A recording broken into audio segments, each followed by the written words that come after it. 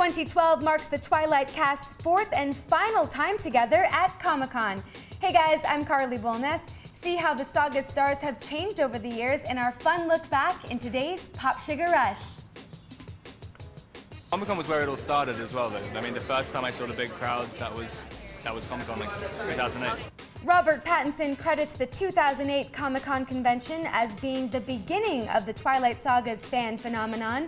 And now that the film stars are coming up on their final appearance as a cast there, PopSugar editor Lauren Turner is helping us remember all the Twilight highlights from San Diego. Hey, Lauren. Hi there. So be it Rob sort of coming into his own as a heartthrob or Taylor totally transforming himself for a role, we really got to see these guys grow up right before our eyes. We really have. It's been a lot of fun. But, you know, one thing has remained consistent through the years, and that is Kristen's casual, laid-back style, and of course her self-described awkwardness, which fans completely adore. They do, and so do we. Of course. And Rob was right. You know, in 2008, that was sort of their first introduction to fans. So let's take a look back at Rob and his famous hair. Okay. This is kind of the first time I've seen any of them, so...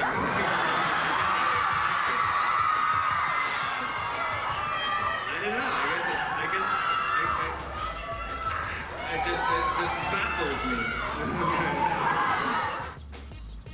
Rob was clearly taken aback by all of the love from fans, and you know, his long hair got a lot of love too. He couldn't stop playing with it, and that with his facial expressions, you know, that were caught on camera for the first time really made for a great appearance. Yeah, fans couldn't get enough. And then Taylor, who, believe it or not, was only 16 at the time, right. He got a lot of screams from the girls in the crowd, but it was the next year when he really got them going, when yes. he came back all big and buff for New Moon. So let's hear about his transformation. I worked really hard to try and transform Jacob's body so I could portray him correctly for all of you guys. And I hope you guys are pleased when you see the results.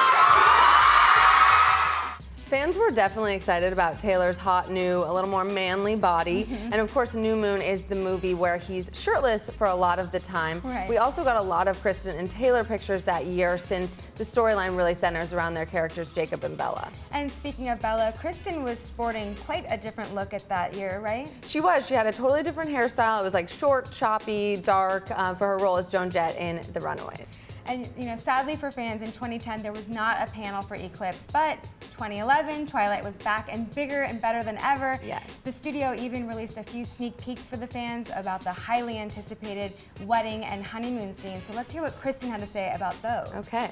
I'd been building up to these moments for 4 years. I was 17 when I started doing this movie, and I do feel like it's very, very close to the book and really sincere telling of the story, but at the same time we sort of added like bits. There are surprises that surprised me too in the more iconic bits, like in the wedding and the at the honeymoon. Kristen actually did double duty that year since she was also promoting Snow White and the Huntsman, and once again Rob's hair made headlines. He had a half-shaven look for his character in Cosmopolis. Yeah, it was pretty funky looking, but it was. Pulled it off. And much to the delight of fans who have made a habit out of camping out for these panels, you know, more than a couple of famous Twilight faces also came out for the occasion in addition to Rob and Kristen. Yes, they did. Ashley Greene and Nikki Reed and other cast members actually went outside to meet and greet some of the fans that had been waiting for hours. I'm sure they appreciated that. Definitely. Thank you, Lauren. Thank you. And this year's Comic-Con will be a final celebration of sorts for the saga. However, the Twilight community will be coming together to remember a fan who died outside the convention center on Tuesday. The Breaking Dawn Part 2 panel is scheduled for Thursday, and we will have reporters there. So stay tuned to PopSugar TV for the latest Comic-Con news. Until then, I'm Carly Bolness, and thanks for watching PopSugar Rush.